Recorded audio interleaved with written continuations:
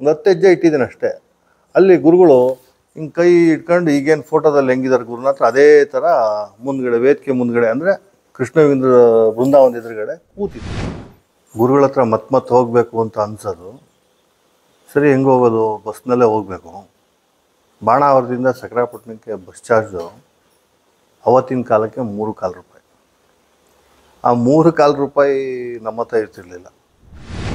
ಏಸು ಕಾಯಂಗಳ ಕಳೆದು 84 ಲಕ್ಷ ಜೀವರಾಶಿಯನ್ನು ದಾಟಿ ಬಂದ ಈ ಶರೀರ ತಾನಲ್ಲ, ತನ್ನದಲ್ಲ, ಆಸೆ ತರಬಲ್ಲ, ಮುಂದೆ ಬಾಹೋದಲ್ಲ.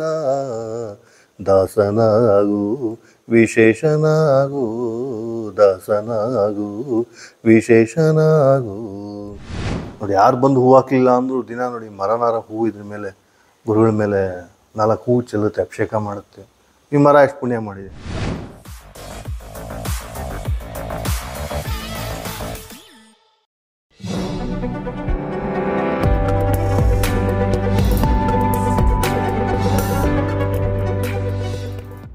ಸ್ವಾತ್ಮಾರಾಮಂ ನಿಜಾನಂದಂ ಶೋಕಮೋಹ ವಿವರ್ಜಿತಂ ಸ್ಮರಾಮಿ ಮನಸಾ ನಿತ್ಯಂ ಶ್ರೀ ವೆಂಕಟಾಚಲದೇಶಿಕಂ ಅರುಣಚರಣ ಪದ್ಮಂ ಪಂಡಿತೈ ಸೇವ್ಯಮಾನಂ ನರಹರಿ ಗುರುರೂಪಂ ನಿತ್ಯ ವಿಜ್ಞಾನ ವೇದ್ಯಂ ಅಮರಗಿರಿನಿವಾಸ ಶ್ರೀನಿವಾಸ ಪ್ರಸಾದಾತ್ ಪ್ರಕಟಿತ ಚಿತ್ತಂ ಶ್ರೀಕೃಷ್ಣ ಯೋಗೇಂದ್ರ ಮೀಡೆ.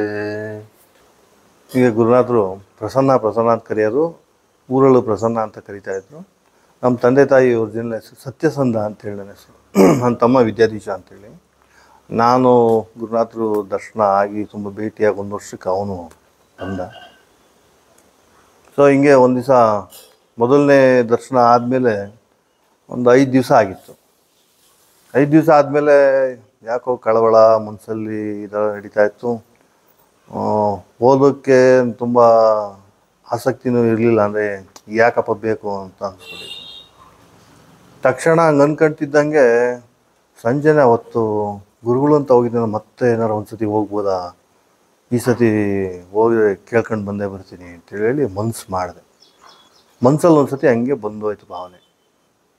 ಹೀಗೆ ಮನಸ್ಸಲ್ಲಿ ದುಗುಡ ಕಾಡ್ತಾಯಿತ್ತು. ಒಂದು ದಿವಸ ಸಂಜೆ ಕ್ರಿಕೆಟ್ ಆಡ್ಬೇಕಾದ್ರೆ ಬೇಜಾರಾಯಿತು. ಯಾಕೆ ಹಿಂಗೆ ಆಗ್ತಿದೆ ಅಂಥೇಳಿ, ಏನಾರಾಗಲಿ ಇನ್ನೊಂದು ಸತಿ ಹೋಗಿ ದರ್ಶನ ಮಾಡ್ಕೊಂಡು ಕೇಳ್ಕೊಂಡು ಬರೋಣ ಅಂತ ಅನ್ನಿಸ್ತು. ಸರಿ, ಒಂದು 5 ನಿಮಿಷ ಆಗಿತ್ತು ಅಷ್ಟೇ. ಕ್ರಿಕೆಟ್ ಬ್ಯಾಟ್ನು ಎಷ್ಟಿದ್ದೆ ಕೆಲಸ. ಶೆಟ್ರು ತೋಟದೊಳಗೆ ಹೋದರೆ ಕೃಷ್ಣವೇಂದ್ರ ವೇದಿಕೆಗೆ ಹೋಗ್ಬೋದು. ನಮ್ಮ ಮನೆಯಿಂದ ನಾವು ಆಡೋ ಜಾಗದಿಂದ ಸೀದಾ ಬ್ರಾಹ್ಮಣರ ಬೀದಿಯಿಂದ ಹೋಗ್ಬೋದಾಯಿತು. ವೇದಿಕೆಗೆ ಹೋಗೋದು ನಮಸ್ಕಾರ ಹಾಕ್ಬಿಡೋಣ. ಆಮೇಲೆ ಏನು ಅವತ್ತು ಹೆಂಗಿದ್ರು ಗುರುನಾಥರು ಕರ್ಕೊಂಬಂದು ಒಂದು ದರ್ಶನ ಮಾಡಿಸಿ ನಮಸ್ಕಾರ ಮಾಡ್ತೀನಿ. ಇವತ್ತು ಹೋಗ್ಬೇಕಾದ್ರೆ ಅಲ್ಲೇ ನಮ್ಮದು ಎಂಥದ್ದು ಅಂಧಭಕ್ತಿ ಅಂತಲೇ ಇಟ್ಕೊಳ್ಳಿ. ಅಲ್ಲೇ ಲಂಟನ್ ಮೆಳೆ ಇತ್ತು, ಅದರಲ್ಲೇ ಒಂದಷ್ಟು ಹೂ ತಗೊಂಡೆ ಸೀದಾ ಹೋಗೋದು. ಹೀಗೆ ತೋಟದೊಳಗಡೆ ಆಸೆ ಹೋದರೆ, ಬ್ರಾಹ್ಮಣರ ಬೀದಿಯಿಂದ ಶೆಟ್ರು ತೋಟದೊಳಗಡೆ ಆಸೆ ಹೋದರೆ ಕೃಷ್ಣಯೋಗೀಂದ್ರ ಸರಸ್ವತಿ ಪರಮಹಂಸರ ಬೃಂದಾವನದ ಪಕ್ಕದಲ್ಲೇ ಅವರ ಶಿಷ್ಯರಾದ ನಾರಾಯಣ ಯೋಗೀಂದ್ರ ಸರಸ್ವತಿ ಪರಮಹಂಸರು ಅಂತ ಅವರ ಬೃಂದಾವನವೂ ಇದೆ. ಅಲ್ಲಿ ಮಾವಿನ ತೋಪ ಒಳಗಡೆ ಇರೋದು. ಸೀದಾ ಅಲ್ಲಿಗೆ ಹೋದೆ. ಅಲ್ಲಿಂದ ಸೀದಾ ಅದಕ್ಕೊಂದು 3 ಪ್ರದಕ್ಷಿಣೆ ಹಾಕಿ ನಮಸ್ಕಾರ ಮಾಡಿ ಮತ್ತೆ ಬೇಲಿ ದಾಟ್ಕೊಂಡು ಕೃಷ್ಣವೇಂದ್ರ ಸರಸ್ವತಿ ಪರಮಹಂಸರ ಬೃಂದಾವನಕ್ಕೆ ಹೋದೆ. ಹೋಗ್ಬೇಕಾದ್ರೆ ಅಲ್ಲಿ ನಾನು ಇನ್ನೇನು ಒಂದು 10 ಹೆಜ್ಜೆ ಇಟ್ಟಿದ್ದೀನಿ ಅಷ್ಟೇ. ಅಲ್ಲಿ ಗುರುಗಳು ಹಿಂಗೆ ಕೈ ಇಟ್ಕೊಂಡು ಈಗೇನು ಫೋಟೋದಲ್ಲಿ ಹೆಂಗಿದ್ದಾರೆ ಗುರುನಾಥರು ಅದೇ ಥರ ಮುಂದ್ಗಡೆ ವೇದಿಕೆ ಮುಂದ್ಗಡೆ ಅಂದರೆ ಕೃಷ್ಣವೇಂದ್ರ ಬೃಂದಾವನದ ಎದುರುಗಡೆ ಕೂತಿದ್ರು. ಸರಿ, ಅನ್ನಿಸ್ತು ಇವಾಗ ಏನೋ ಇಲ್ಲೇ ಕೇಳ್ಬಿಡೋಣ ಅಂತೇಳಿ ಹೋಗಿ ನಮಸ್ಕಾರ ಮಾಡಿದೆ. ಬೃಂದಾವನಕ್ಕೆ ನಮಸ್ಕಾರ ಮಾಡಿ ಅಂದರು. ಸರಿ, ಬೃಂದಾವನಕ್ಕೂ ನಮಸ್ಕಾರ ಮಾಡಿ ಆರತಿ ಹಚ್ಚಿಟ್ಟಿದ್ರು. ಆರತಿ ಹಚ್ಚಿಟ್ಟಿದ್ದು ಅದನ್ನು ಆರತಿ ಮಾಡಿದೆ. 4 ಸುತ್ತು ಮಾಡೆ ಅಂದರು. 4 ಸುತ್ತು ಆರತಿ ಮಾಡ್ಕೊಂಬಂದು 4 ಕಡೆಯಿಂದ ಏನಕ್ಕೆ ಮಾಡಬೇಕು ತಾನೆ, ಚತುರ್ಮುಖ ಬ್ರಹ್ಮ ಗಣಯ ಅಂತ ಅಂದರು. ನಾನು ಹ್ಞೂ ಅಂದ್ಕೊಂಡೆ. ಸೀದಾ ಬಂದು ಆರತಿ ಮಾಡಿ ಗುರುನಾಥರ ಪಕ್ಕದಲ್ಲಿ ಆರತಿ ಇಟ್ಟೆ. ಅವರು ಆರತಿ ತಗೊಂಡ್ರು. ನನಗೀಗಲೂ ನೆನಪಿದೆ, ಸುಮಾರು ಒಂದು 50 ಗ್ರಾಮ್ನಷ್ಟು ದ್ರಾಕ್ಷಿನ ತಿನ್ನಿಸೋರು. ಅವತ್ತು ಒಣ ದ್ರಾಕ್ಷಿ ತಿನ್ನಿಸೋರು. ಆಮೇಲೆ ಎಲ್ಲ ಸರಿಯಾಗುತ್ತೆ ಕಣೆಯ, ಒಳ್ಳೇದಾಗುತ್ತೆ, ಏನು ಯೋಚನೆ ಮಾಡಬೇಡ ಕಣೆಯ ಅಂತಂದರು. ಆಮೇಲೆ ಕಾರಲ್ಲಿ ಬಂದಿದ್ದರು, ನೀಲಿ ಕಾರಲ್ಲಿ. ಅಯ್ಯ ಅವ್ನಿಗೊಂದು ಹಲಸಿನ ಹಣ್ಣು ಕೊಡೆಯ ಅಂತಂತಂದರು. ಸರಿ, ಗುರುಗಳು ಒಂದು ಸರಿಯಾದ ದಪ್ಪನೇದೊಂದು ಹಲಸು ಕೊಟ್ಟರು. ಸರಿ ಅದನ್ನು ತಗೊಂಡು ಬಂದು ಈ ಕಡೆ ತೋಟದೊಳಗಡೆ ಹಾಸಿ ಮತ್ತು ಹಲಸು ತಗೊಂಡು ಬಂದೆ, ಸೀದಾ ಮನೇಲಿಟ್ಟೆ. ಮನೇಲಿಟ್ಮೇಲೆ ಅದು ನಮ್ಮಮ್ಮ ಇದ್ದವರು ವಾಸನೆ ಬರ್ತಿದೆ ಕಣ, ಕುಯ್ದು ಬಿಡು ಅಂತ. ಸರಿ ನಾನು ಹೆಚ್ತೀನಿ ಅಂತೇಳಿ ಹೆಚ್ಕೊಂಡು, ಏನಿಲ್ಲ ಸುಮಾರು ಒಂದು 200 ತೊಳೆ ಸಿಕ್ಕಿದ್ಯಾನಪ್ಪ ಅದರಲ್ಲಿ. ಅಂಥ ದೊಡ್ಡ ಹಲಸು ಹಣ್ಣು ಎಲ್ಲರಿಗೂ ಕೊಟ್ಟೆ. ಅಕ್ಕ ಪಕ್ಕದ ಮನೆ, ಅವ್ರ ಮನೆಯವರು, ಎಲ್ಲರ ಮನೆಗೂ ಹಲಸು ಹಣ್ಣು ಹಂಚಿ ನಮ್ಮ ಮನೇಲಿ ತಿಂದು ತುಂಬ ಖುಷಿ ಆಯಿತು. ಎಲ್ಲ ಆದಮೇಲೆ ನಮಗೊಂದು ಸಮಸ್ಯೆ ಕಾಡ್ತಿತ್ತಲ್ಲ, ಅವತ್ತು ರಾತ್ರಿನೇ ಬಗೆಹರಿದ್ಬಿಡ್ತು. ಅವತ್ತು ರಾತ್ರಿನೇ ಬಗೆಹರಿದ್ಬಿಡ್ತು ಅಂದರೆ ಅವತ್ತು ಉತ್ತರ ಸಿಕ್ತು. ಅದಕ್ಕೆ ಯಾಕೆ ಹಿಂಗೆ ಅನ್ನೋದು ಉತ್ತರ ಸಿಕ್ತು. ಸರಿ ಅಂತೇಳಿ ನೆನೆಸ್ಕೊಂಡಾಗ ನನಗೆ ಅಲ್ಲಿಗೆ ಅವರು ಕೃಷ್ಣ ಯೋಗೀಂದ್ರ ಬೃಂದಾವನಕ್ಕೆ ಬಂದು ಕೂತಿದ್ದಾರೆ ಅಂತ ನಮ್ಗೆ ಗೊತ್ತಿಲ್ಲ. ಇವತ್ತಿನಂಗೆ ಯಾವುದೇ ಥರನಾದ ಫೋನ್ ಆಗಲಿ ಯಾವ ಕನೆಕ್ಟಿವಿಟಿನೂ ಇರಲಿಲ್ಲ. ನನಗೆ ಅನ್ನಿಸ್ತು, ಕ್ರಿಕೆಟ್ ಆಡಬೇಕಾದ್ರೆ ಅನಿಸಿದ್ದು, ಸೀದಾ ತೋಟದೊಳಗೆ ಹಾಸಿ ಬೃಂದಾವನದ ಹತ್ರ ಹೋಗಿದ್ದು, ಗುರುನಾಥರು ಬಂದು ಕೂತಿದ್ದಾರೆ ಇಲ್ಲಿ ನನಗೆ ಅನಿಸಿ ನಾನು ಅಲ್ಲಿಗೆ ಹೋಗ್ಬೇಕಾದ್ರೆ ಅದು ಗುರುನಾಥರು ನನ್ನನ್ನು ಪ್ರೇರಣೆ ಕೊಟ್ಟು ಕರ್ಸ್ಕೊಂಡಿದ್ದಾರೆ ಅನ್ನೋದೊಂದು ನನಗೆ. ಇದು ತುಂಬ ಚಿಕ್ಕ ವಯಸ್ಸಲ್ಲಿ, ಅಂದರೆ 92ನೇ ಇಸ್ವಿ ಮೇ 1ನೇ ವಾರದಲ್ಲಿರ್ಬೋದು. ಇದು ನಡೆದಿದ್ದು ಸತ್ಯ ಘಟನೆ. ಇದು ಕ್ರಿಕೆಟ್ ಆಡ್ತಿದ್ದವನು ಏಕದಮ್ ಬ್ಯಾಟ್ ಬಿಸಾಕ್ಬಿಟ್ಟು ಸೀದಾ ಹೋಗ್ಬರೋಣ ಅಂತ ಹೋದರೆ ಇದು ಆಶ್ಚರ್ಯ. ಅದು ಅವತ್ತು ಈ ಥರ ನಮಗೆ ಗುರುನಾಥರು ಅವಾಗವಾಗ ಕೃಷ್ಣಯೋಗೀಂದ್ರ ಸರಸ್ವತಿ ಪರಮಹಂಸರು ಬೃಂದಾವನಕ್ಕೆ ಬಂದಾಗೆಲ್ಲ ಸುಮಾರು ಒಂದು 50ರಿಂದ 60 ಸಾರಿ ನಾವಿರೋ ಜಾಗದಿಂದ ಕರೆಸ್ಕೊಂಡಿದ್ದೆ, ವಿತೌಟ್ ಎನಿ ಇನ್ಫಾರ್ಮೇಷನ್. ಫೋನ್ ಇಲ್ಲ, ಏನಿಲ್ಲ. ನಾವು ನಮ್ಮ ಊರಲ್ಲಿ ಅಯ್ಯಂಗಾರ ಕಟ್ಟೆ ಒಂದು ಫೇಮಸ್. ಅಲ್ಲಿ ಕೂತಿದ್ರೆ ಸೀದಾ ಎದ್ದೋಗ್ತಿದ್ವಿ. ಎದ್ದೋಗಿ ಬರೋ ವೇದಿಕೆ ಹೋಗಿ ನಮಸ್ಕಾರ ಮಾಡಿ ಬರೋಣ ಅಂತಂದು ಅಷ್ಟರೊಳಗಲ್ಲೇ ಅಲ್ಲಿ ಬಂದು ಕೂತಿರೋರು. ಗುರುನಾಥರ ಜೊತೆಲಿ ಯಾರು ಅವತ್ತಿನ ಕಾಲದಲ್ಲಿ ಓಡಾಡ್ತಿದ್ರು ಅವರೆಲ್ಲ ಬಂದಿರೋರು. ಈ ರೀತಿ ತುಂಬ ಪ್ರಕ್ರಿಯೆಗಳು ಅವತ್ತಿನ ನಡೆಯೋದಕ್ಕೆ ಶುರುವಾಯಿತು. ಸುಮಾರು ನನಗೆ 15ನೇ ವರ್ಷ. ನಂಗೆ 15 ವರ್ಷದಿಂದನೇ ಗುರುನಾಥ ಸಂಪರ್ಕ ಆಗಿ ಭೇಟಿಯಾಗಿ 5 ದಿವಸ 6 ದಿವಸಕ್ಕೆ ಈ 2 ಅನುಭವ. ಅಂದರೆ ಇದು ನನಗೆ ಅವತ್ತಿನ ಕಾಲಕ್ಕೆ ಏನು ಅನ್ನಿಸ್ತಲೇ ಇದ್ರು, ಇವತ್ತು ನನಗೆ ಹಂಗೆ ಆಯ್ತಲ್ಲ ಅನ್ನೋದೊಂದು ಮನಸ್ಸಿನೊಳಗಡೆ ಭಾರಿ ಮೆಮೊರಿ ತುಂಬ ಚೆನ್ನಾಗಿದೆ. ಬಟ್ ಇವತ್ತಿನ ನಾನು ಅವತ್ತಿದ್ದಿದ್ರೆ ಇನ್ನೂ ಹೆಚ್ಚಿನ ಸಾಧನೆ ಮಾಡ್ಬೋದಾಗಿತ್ತೇನೋ. ಬಟ್ ಚಿಕ್ಕ ಹುಡುಗರು ಅವಾಗೆಲ್ಲ ಸಮಸ್ಯೆಗಳಲ್ಲೇ ಬೆಳೆದವರು. ಹೀಗೆ ಗುರುಗಳ ಹತ್ರ ಮತ್ತೆ ಹೋಗಬೇಕು ಅಂತ ಅನ್ಸೋದು. ಸರಿ, ಹೆಂಗೆ ಹೋಗೋದು? ಬಸ್ನಲ್ಲೇ ಹೋಗಬೇಕು. ಬಾಣಾವರದಿಂದ ಸಕರಾಪಟ್ಟಣಕ್ಕೆ ಬಸ್ ಚಾರ್ಜು ಅವತ್ತಿನ ಕಾಲಕ್ಕೆ 3.25 ರೂಪಾಯಿ. ಆ 3.25 ರೂಪಾಯಿ ನಮ್ಮ ಹತ್ರ ಇರ್ತಿರ್ಲಿಲ್ಲ. ಆದರೂ ಹೆಂಗೋ ನಮ್ಮ ತಂದೆ 10 ಪೈಸೆ 25 ಪೈಸೆ 50 ಪೈಸೆ ಕೊಡೋದನ್ನೆಲ್ಲ ಕೂಡ್ಸ್ಕೊಂಡು ಇಟ್ಕೊಂಡಿರ್ತಿದ್ವಿ. ಒಂದು ಸತಿ ಹೋಗೋಣ ಅಂತೇಳಿ ಹೊರಟೆ. ಬಾಣಾವರದಿಂದ ಸಕರಾಪಟ್ಟಣಕ್ಕೆ ವಯಾ ದೇವನೂರಾದರೆ 3.25 ರೂಪಾಯಿ. ಕಡೂರಿಗೆ ಹೋಗಿ ಸಕರಾಪಟ್ಟಣಕ್ಕೆ ಹೋಗಬೇಕು ಅಂದರೆ 7.5 ರೂಪಾಯಿ ಬೇಕಾಯಿತು. ಸರಿ, ನಮಗೆ ಅಷ್ಟೊಂದು ಹಣದ ಇದಿರಲಿಲ್ಲ. ಹಾಗಾಗಿ 3.25 4 ರೂಪಾಯಿ ಇಟ್ಕೊಂಡು ಬಸ್ ಹತ್ತಿದ್ದು ಅನ್ನೋದಕ್ಕಿಂತ ಹೆಚ್ಚಾಗಿ ಬಾಣಾವರದಿಂದ ಓಚೆಹಳ್ಳಿ ತನಕ 407 ವ್ಯಾನಲ್ಲಿ 1 ರೂಪಾಯಿ ಕೊಟ್ಟರೆ ಕರ್ಕೊಂಡೋದು. ಅಲ್ಲಿಂದ 1.5 ರೂಪಾಯಿ ಕೊಟ್ಟರೆ ಸಕರಾಪಟ್ಟಣ. 1 ರೂಪಾಯಿ ಉಳಿಯುತ್ತಲ್ಲ ಅಂತೇಳಿ ಆ ಥರ ಜೋತಾಡ್ಕೊಂಡು, ಇವಾಗ ನಂಗಿಲ್ಲ, ಅವಾಗ ಜೋತಾಡ್ಕೊಂಡು ತುಂಬ ರಶ್ಶಲ್ಲಿ ಹೋಗ್ತಿದ್ವಿ. ಅವತ್ತೊಂದು ದಿವಸ ಹಿಂಗೆ ಹೋದರೆ ಗುರುನಾಥರು ಮುಂದ್ಗಡೆನೇ ಕಟ್ಟೆ ಮೇಲೆ ಕೂತಿದ್ರು. ಬಂದೇನೆಯ ಪಾರೆಯ, ನಿನ್ನೆ ಕಾಯ್ತಿದ್ದೆ ಕಡೆಯ ಅಂದರು. ನನಗೆ ಅರ್ಥವಾಗಲಿಲ್ಲ, ನನ್ನ ಯಾಕೆ ಕಾಯ್ತಾರೆ ಇವರು ಅಂತ. ಆಮೇಲೆ ಬಾರೆಯ ಅಂತಂದರು. ಒಳಗಡೆ ಕರ್ಕೊಂಡೋದ್ರು. ಪಾರ್ಕಿಗೆ ಒಂದು ಆರತಿ ಮಾಡಿದೆ. ಮುಟ್ಟೆಯ ಪಾರ್ಕಿನ ಅಂತಂದು ಪಾರ್ಕಿ ಮುಟ್ಟಿದೆ. ನಮಸ್ಕಾರ ಮಾಡೋದು. ನಾನು ಎಲ್ಲರಿಗೂ ಗುರುಗಳಿಗೆ ಒಳಗಡೆ ಎಲ್ಲ ಆರತಿ ಮಾಡಾದ್ಮೇಲೆ ಪಾರ್ಕಿಗೆ ಆರತಿ ಇರೋದು. ಗುರುನಾಥರಿಗೂ ಹಿಂಗೆ ಆರತಿ ಇರ್ತದೆ. ನೀವು ಕಣೆ, ಆಯ್ತು ಕಣೆ, ಒಪ್ಕೊಂಡಿದ್ದೀನಿ ಕಣೆ ಅಂದರು. ಅವರು ಯಾವ ಭಾವನೆಯಲ್ಲಿ ಹಂಗಂತಿದ್ದಾರೆ ಅನ್ನೋದು ನನಗೆ ಅವತ್ತಿಗೆ ಅರ್ಥವಾಗಿರಲಿಲ್ಲ. ಆಮೇಲೆ ಅನ್ಸೋದಕ್ಕೆ ಶುರುವಾಯಿತು. ಆರತಿ ಎಲ್ಲ ಆಯಿತು. ಆರತಿ ಎಲ್ಲ ಆದಮೇಲೆ ಸಡನ್ನಾಗಿ ಇಲ್ಲೊಬ್ರು ಅನಿಲ್ ಅಂತಿದ್ದಾನೆ, ಅವ್ನು ಕರ್ಕೊಂಬರೋದೆ ಅಂದರು. ನಾನು ಯಾರಿಗೆ ಏನಾಯ್ತಾ ಅಂತ ಕೇಳಿಲ್ಲ. ಅನಿಲಂಗೆ ಕರ್ಕೊಂಬ ಅಂತಿದ್ದಾರೆ.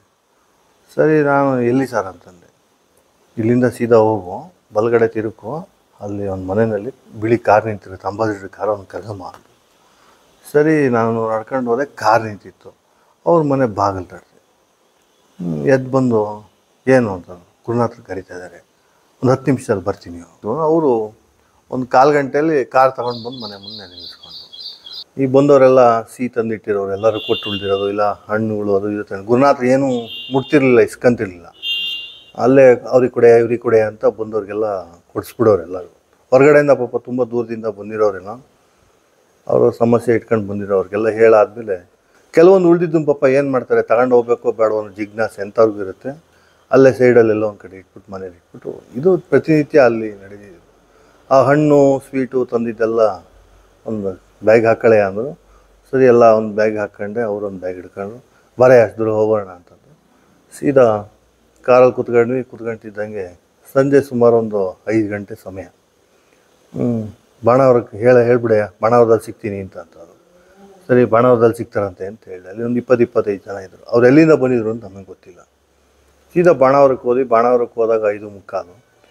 ಸರಿ, ಸೀದಾ ಬಾಣಾವರದಿಂದ ಕೃಷ್ಣ ಯೋಗೀಂದ್ರ ಸರಸ್ವತಿ ಪರಮಹಂಸರ ಬೃಂದಾವನಕ್ಕೆ ಕರ್ಕೊಂಡೋಗಿ ಕೂತ್ಕೊಂಡ್ರು. ಒಂದು ಭಜನೆ ಎಳೆಯ ಅಂದರು.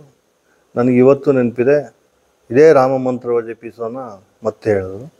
ಅದಾದಮೇಲೆ ಇನ್ನೊಂದು ಭಜನೆ ಎಳೆಯ ಅಂತಂದರೆ ನಾನು ದಾಸನಾಗು ವಿಶೇಷನಾಗು ಅನ್ನೋ ಹಾಡು ಅವಾಗ ತುಂಬ ಇಷ್ಟವಾದ ಹಾಡು ನನಗೆ. ಆಮೇಲೆ ಅರ್ಥಗರ್ಭಿತವಾದ ಹಾಡು, ತುಂಬ ಗುನುಗ್ತಾ ಇದ್ದೆ ಅವಾಗ. ಆ ಹಾಡನ್ನ ಒಂದು ಸತಿ ಹೇಳಿದೆ. ಅದು ಗುರುನಾಥಿಗೆ ತುಂಬ ಖುಷಿ ಆಯಿತು. ಅವ್ರು ಕೂತಿದ್ದ ಶೈಲಿ ಇವತ್ತೇನು ಎಲ್ಲರ ಮನೆಯಲ್ಲಿ ಫೋಟೋ ಇಟ್ಕೊಂಡಿದ್ದಾರೆ, ಅದೇ ಶೈಲಿಯಲ್ಲೇ ವೇದಿಕೆ ಮುಂದ್ಗಡೆ ಕೂತಿದ್ರು. ಒಂದು ಹಾಸುಗಲ್ಲು ಹಾಕಿ ಮಧ್ಯದಲ್ಲಿ ಹುಲ್ಲು ಬೆಳೆದಿತ್ತು, ಸುತ್ತಮುತ್ತ ಎಲ್ಲ ಬೇಲಿ ಇತ್ತು. ಬೃಂದಾವನ ಮಾತ್ರ ಕಾಣ್ತಿತ್ತು, ಕಲ್ಯಾಣಿ ಬೃಂದಾವನ. ಮಿಕ್ಕಿದ್ದೇನು ಸುತ್ತಮುತ್ತ ಪರಿಸರ ಎಲ್ಲ ಫುಲ್ಲು ಮುಳ್ಳಿನ ಬೇಲಿ ಬೆಳೆದಿತ್ತು. ಸರಿ, ಒಂದು ಹಾಡು ಒಂದು ಭಜನೆ ಮಾಡಾಯಿತು. ಇನ್ನೊಂದು ಭಜನೆ ಹೇಳ ಅಂದಾಗ, ಏಸು ಕಾಯಂಗಳ ಕಳೆದು 84 ಲಕ್ಷ ಜೀವರಾಶಿಯನ್ನು ದಾಟಿ ಬಂದ ಈ ಶರೀರ ತಾನಲ್ಲ, ತನ್ನದಲ್ಲ, ಆಸೆ ತರಬಲ್ಲ, ಮುಂದೆ ಬಾಹೋದಲ್ಲ. ದಾಸನಾಗು ವಿಶೇಷನಾಗು, ದಾಸನಾಗು ವಿಶೇಷನಾಗು. ಈ ಹಾಡನ್ನ ಬೃಂದಾವನದಲ್ಲಿ ಹೇಳಿದೆ. ಗುರುನಾಥರಿಗೆ ಏನು ಅನ್ನಿಸ್ತೋ ಏನಯ್ಯ ಎಂಥ ಅರ್ಥಗರ್ಭಿತವಾದ ಭಜನೆ ಹೇಳಿದೆಯಾ ಅಂತಂದು ನಾನು ಮತ್ತೆ ನಮಸ್ಕಾರ ಮಾಡಿದೆ. ಪಾದ ಮುಂದಕ್ಕೆ ಇಟ್ಬಿಟ್ಟು ನಮಸ್ಕಾರ ಮಾಡಿಸ್ಕೊಂಡ್ರು. ನಂದೊಂದು ಮಾತನಾಡಿಸ್ಕೊಡೆ ಅಂತ ಹೇಳಿ ಗುರುಗಳೇ, ಈ ಜಾಗಕ್ಕೆ ಒಂದು ನೆರಳು ಮಾಡಬೇಕಯ್ಯ. ಇದು ನಮ್ಮ ಗುರುಗಳ ಕ್ಷೇತ್ರ. ಈ ಜಾಗಕ್ಕೆ ಒಂದು ನೆರಳು ಮಾಡಬೇಕು, ಬೃಂದಾವನಕ್ಕೆ ಒಂದು ವ್ಯವಸ್ಥೆ ಆಗಬೇಕು ಅಂತ. ನೀವೇನು ಹೇಳ್ತೀರ ಅದು ಮಾಡ್ಬೋದು ಗುರುಗಳೇ. ಸರಿ, ನಿಂಗೆ ಒಪ್ಪಿಗೆ ಇದೆಯಾ? ಹೀಗೆ ನಿಮ್ಮ ಇಚ್ಛೆ ಏನಿದೆ ಅದು ನಡೀಲಿ ಅಂತಂದು. ಸರಿ ಕಣೆಯ, ಇದು ಓಡಾಡ್ತೀಯಲ್ಲ ಮಾಡ್ತೀಯಲ್ಲ ಅಂತಂತಂದು. ಹ್ಞೂ ಅಂತಂದೆ. ಯಾಕೆಂದರೆ ಜವಾಬ್ದಾರಿ ಕೆಲಸ ಕಣೆಯ ಅಂತಂತಂದು. ನಾನು ಅದಕ್ಕೆ ಹ್ಞೂ ಗುರುವೆ ಅಂತಂದು. ಅವಾಗ ಇವ್ರು ಏನು ಮಾಡ್ತಾರೆ ಅನ್ನೋ ಪರಿಕಲ್ಪನೆ ನನಗಿಲ್ಲ. ನನಗೇನು ಒಂದು ನೆರಳು ಮಾಡ್ಬೋದು ಅನ್ನೋ ಒಂದು ಚಪ್ರ ಹಾಕ್ಬೋದೇನೋ. ನಂಗೆ ಹುಡುಗನ ವಯಸ್ಸಿಗೆ ಹಂಗೆ ಅನ್ಸೋದು, ಏನೋ ಒಂದು ಚಪ್ರ ಹಾಕಿಸ್ಬೋದು ಅಷ್ಟೇ. ಈ RCC ಬಿಲ್ಡಿಂಗ್ ಆಗ್ತಿರೋದೆಲ್ಲ ಏನೋ ಪರಿಕಲ್ಪನೆ ನನ್ನೊಳಗಿರಲಿಲ್ಲ, ಅವರೊಳಗಿತ್ತು. ಅದು ಅವರು ಬೇರೆ ರೀತಿ ಹೇಳಿದರು, ನನಗೆ ಅರ್ಥ ಮಾಡ್ಕೊಳ್ಳೋ ಕೆಪಾಸಿಟಿ ಅವತ್ತಿರಲಿಲ್ಲ. ಅದಕ್ಕೊಂದು ವಿಶೇಷ ಏನು ಅಂದರೆ, ಬಾಣಾವರದ ಕೃಷ್ಣ ಯೋಗೀಂದ್ರರ ಬೃಂದಾವನ ಏನಿದೆ ಅಲ್ಲಿ ನಾನು ಹೋಗಿ ಪೂಜೆ ಮಾಡಿದೆ, ಅಥವಾ ನಾನೇನೋ ಹೋಗಿ ಅಭಿಷೇಕ ಮಾಡಿದೆ, ಅಥವಾ ಇನ್ಯಾರೋ ಬಂದು ಹೂವಿಟ್ರು, ಈ ಥರ ಎಲ್ಲ. ಅದಕ್ಕಿಂತ ಹೆಚ್ಚಾಗಿ ಪಕ್ಕದಲ್ಲೇ ಒಂದು ಗ್ಲಿರಿಸೀಡಿಯಾ ಮರ ಇತ್ತು. ಗ್ಲಿರಿಸೀಡಿಯಾ ಅಂದರೆ ಗೊಬ್ಬರದ ಗಿಡ ಅಂತ. ನಮ್ಮಲ್ಲಿ ತೋಟದ ಗೊಬ್ಬರದ ಗಿಡದ ಒಂದು ಮರವಾಗಿ ಬೆಳೆದಿತ್ತು. ಅದು ಗುರುಗಳ ಕೃಷ್ಣ ಯೋಗೀಂದ್ರ ಬೃಂದಾವನದ ಪಕ್ಕದಲ್ಲಿ ಅವ್ರ ಶಿಷ್ಯರ ಬೃಂದಾವನ ಒಂದಿದೆ, ಅದ್ರ ಪಕ್ಕದಲ್ಲೇ ಇದ್ದಿತ್ತು ಅದು. ಅದರ ಪಕ್ಕದಲ್ಲೊಂದು ನಲ್ಲಿ ಗಿಡ, ಅದು ತುಂಬ ಎತ್ತರಕ್ಕಿತ್ತು. ಅಲ್ಲಿ ಹೂ ಬಿಟ್ಟಿದ್ದು ನನಗೆ ಇವತ್ತಿಗೂ ಆಶ್ಚರ್ಯ. ನಮ್ಗೆ ಅವಾಗ ಕ್ಯಾಮ್ರಾ ಇರಲಿಲ್ಲ, ಈ ಥರ ಮೊಬೈಲ್ ಫೋನ್ಗಳಿರಲಿಲ್ಲ, ಕ್ಯಾಮ್ರಾಗಳು ಇರಲಿಲ್ಲ ಅವಾಗ. ಅದು ಮರ ಈ ಕಡೆಗೆ ತಿರುಗಿರೋದು, ಹೂ ಬಿಡೋ ಜಾಗದಲ್ಲಿ ಈ ಕಡೆಗೆ ತಿರುಗಿರೋದು. ಅಂದರೆ ಬೃಂದಾವನ ಎಲ್ಲಿದೆ ಆ ಕಡೆಗೆ ತಿರುಗಿರೋದು. ಕುಕ್ಕೆಗಟ್ಟಲೆ ಹೂ ಸುರಿಸಿರೋದು ಬೃಂದಾವನದ ಮೇಲ್ಗಡೆ. ಹೋದಾಗೆಲ್ಲ ಹಿಂಗೆ ಅನ್ಬೇಕು. ಗುರುನಾಥರು ಬಂದಾಗ ಗುರುನಾಥರು ಹಿಂಗೆ ಅನ್ನೋರು, ಒಂಚೂರು ಇದು ಮಾಡೇ ಅನ್ನೋರು. ನಾನು ಹಿಂಗೆ ಅಂದ್ಬಿಟ್ಟು ಪೂರ ಹೂನಲ್ಲಿ ಅಭಿಷೇಕ ಮಾಡಿಬಿಟ್ಟಿರೋದು. ಗ್ಲಿರಿಸೀಡಿಯಾ ಹೂವು ನೀವು ನೋಡಿರ್ಬೋದು, ತುಂಬ ಹೆಚ್ಚಿಬಿಡುತ್ತೆ. ಅದು ಸೀದಾ ಬೃಂದಾವನದ ಮೇಲೆ ಅಷ್ಟೊಂದು ಹೂವಿನ ಅಭಿಷೇಕನೇ ಆಗ್ಬಿಟ್ಟಿರೋದು. ಇದು ಪ್ರಕೃತಿ. ಗುರುಗಳು ಅಲ್ಲಿ ನೆಲೆಸಿರ್ತಕ್ಕಂಥ ಕೃಷ್ಣ ಯೋಗೀಂದ್ರರು ಯಾರೇನು ಬಂದು ಪೂಜೆ ಮಾಡೋ ಆ ಅಪೇಕ್ಷೆನೂ ಇಲ್ಲದೆ ಪ್ರಕೃತಿನೇ ಕೃಷ್ಣ ಯೋಗೀಂದ್ರಿಗೆ ಪೂಜೆ ಮಾಡ್ತಿತ್ತು ಅನ್ನೋದು ನನಗೊಂದು ಸತಿ ಅಂಥ ಒಂದು ಇದು ಅನಿಸಿದೆ, ಅನ್ನೋದು ಸದ್ಭಾವನೆ ಅನಿಸಿದೆ ನೋಡಿ. ಯಾರು ಬಂದು ಹೂ ಹಾಕಲಿಲ್ಲ ಅಂದರೂ ದಿನ ನೋಡಿ ಮರನಾರ ಹೂ ಇದ್ರ ಮೇಲೆ ಗುರುಗಳ ಮೇಲೆ 4 ಹೂ ಚೆಲ್ಲುತ್ತೆ, ಅಭಿಷೇಕ ಮಾಡುತ್ತೆ. ಈ ಮರ ಎಷ್ಟು ಪುಣ್ಯ ಮಾಡಿದೆ ಅಂತ ಅಂದ್ಕೊಂಡು ಹೋಗ್ತಿದ್ವಿ. ಆದರೆ ಅವತ್ತಿನ ದಿವಸ ಅದನ್ನ ಹೇಳಿ ನೋಡಯ್ಯ ಯಾರೇನು ಮಾಡ್ಬೇಕಯ್ಯ, ನೋಡಯ್ಯ ಹೂ ಅದಾಗೆ ಎಷ್ಟೊಂದು ಹೂವಿನ ರಾಶಿನೇ ಸುರಿಸಿದೆ ಅಂತಂದು. ನಾನು ಹೂ ಗುರುಳೆ ಅಂತಂದೆ. ಆಮೇಲೆ ಹಿಂದ್ಗಡೆ ಒಂದು ಸತಿ ಕೂತ್ಕೊಂಡು ಪಕ್ಕದಲ್ಲಿ ಒಂದು ಸತಿ ಬೃಂದಾವನದ ಮೇಲ್ಗಡೆ, ಕೃಷ್ಣವೇಂದ್ರ ಬೃಂದಾವನದ ಮೇಲ್ಗಡೆ ಹಿಂದ್ಗಡೆ ಒಂದು ಸತಿ ಕೂತ್ಕೊಂಡು ಪಕ್ಕದಲ್ಲಿ ಒಂದು ಸತಿ ಕೂತ್ಕೊಂಡು ಜವಾಬ್ದಾರಿ ತಗೊಂತೀಯ ಅಲ್ವನೆಯ ಅಂತಂತಂದು ಹೂ ಗುರುಳೆ ಅಂತ ಕೈ ಮುಗಿದೆ ನಾನು. ಆದರೆ ಅದ್ರ ನೆಕ್ಸ್ಟು ಅವರು ಜವಾಬ್ದಾರಿ ತಗೊಂತೀಯ ಅಂತ ಹೇಳ್ತಿದ್ದಂಗೆ ಅವ್ರ ಮುಖದಲ್ಲಿ ಭಾವನೆನೇ ಚೇಂಜ್ ಆಗ್ಬಿಡ್ತು, ಅಂದರೆ ಮುಖಚರ್ಯನೇ ಚೇಂಜ್ ಆಗ್ಬಿಡ್ತು. ಅಷ್ಟು ಖುಷಿಯಾಗ್ಬಿಡ್ತು ಅವ್ರಿಗೆ. ಏನಕ್ಕೆ ಅಂತಂತಂದರೆ ಸೊ ಅಲ್ಲಿ ಕೃಷ್ಣ ಯೋಗೀಂದ್ರ ಸರಸ್ವತಿ ಪರಮಹಂಸರ ಬೃಂದಾವನಕ್ಕೆ ಗುರುನಾಥರು ಚಿಕ್ಕ ವಯಸ್ಸಿನಿಂದ ಬಂದು ಹೋಗ್ತಿದ್ದಾರಂತೆ. ಇದು ನಮ್ಮೂರಿನಲ್ಲಿ ಊರಿನೊಳಗಡೆ ಇರೋರು ಯಾರಿಗೂ ಗೊತ್ತಿಲ್ಲ. ನಮ್ಮ ಗುರುನಾಥರೇ ಹೇಳಿದ ಪ್ರಕಾರ 6ನೇ ವಯಸ್ಸಿನಿಂದ ಕೃಷ್ಣ ಯೋಗೀಂದ್ರ ಸನ್ನಿಧಿಗೆ ಬಂದು ಹೋಗ್ತಿದ್ದೆ ಕಣೆ ನಾನು ಅಂತ ಹೇಳೋರು ನನಗೆ. ಒಪ್ಕೊಂಡೆ ಅಂತಿದ್ದಂಗೆ ಗುರುಗಳಿಗೆ ತುಂಬ ಖುಷಿ, ತುಂಬ ಸಂತೋಷವಾಗ್ಬಿಡ್ತು ಅವ್ರಿಗೆ. ಮತ್ತು ಅವರು ಸೊಂಟದಿಂದ ಹಿಂಗೆ ತೆಗೆದುಬಿಟ್ಟು ದ್ರಾಕ್ಷಿ ತಿನ್ನಿಸಿದ್ರು. ಸೊಂಟದ ಎಲ್ಲಿಂದ ತೆಗೆದ್ರು ಏನೋ ನಂಗೆ ಗೊತ್ತಿಲ್ಲ, ಸೊಂಟದಿಂದ ತೆಗೆದ್ರು ದ್ರಾಕ್ಷಿ ತಿನ್ನಿಸಿದ್ರು. ಈ ದ್ರಾಕ್ಷಿ ತಿನ್ನಿಸಾದ್ಮೇಲೆ ಅಯ್ಯ ನನ್ನೊಂದು ಮಾತನಾಡಿಸ್ಕೊಡೆ ತಗೊಳ್ಳೆ ಅಂತೇಳಿ ನನ್ನ ಕೈಗೆ 50 ರೂಪಾಯಿ ದುಡ್ಡು ಕೊಟ್ಟರು. ಬೆಳಗ್ಗೆ ಒಂದು ಅಭಿಷೇಕ ಶುರು ಮಾಡಿ ಅಂತಂತಂದರು. ಮಾಡ್ತೀನಿ ಒಳ್ಳೆ ಪ್ರತಿ ದ್ವಾದಶಿ ಮರಿಬೇಡ ಕಣೆಯ, ಕೃಷ್ಣ ಯೋಗೀಂದ್ರ ಸರಸ್ವತಿ ಪರಮಹಂಸರಿಗೆ ಬೃಂದಾವನಕ್ಕೆ ಒಂದು ಅಭಿಷೇಕ, ಒಂದು ನೈವೇದ್ಯ ಮಾಡಿ, ನಿಂಗಾಗಲಿ ಯಾರನ್ನ ಕರ್ಕೊಂಬಂದು ಮಾಡಿಸು, ನೀನೇ ಮಾಡು, ಒಟ್ಟಿನಲ್ಲಿ ಪ್ರಾರಂಭ ಮಾಡು. ಸರಿ ಗುರುಗಳೇ ಅಂತ. ಇದು 93ನೇ ಇಸ್ವಿ, 92 ಹೆಣ್ಣು 93 ಎಂಟ್ರೆನ್ಸಲ್ಲಿ ಹೇಳಿದ ಮಾತು.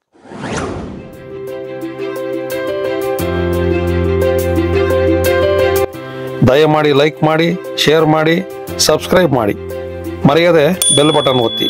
ಧನ್ಯವಾದಗಳು.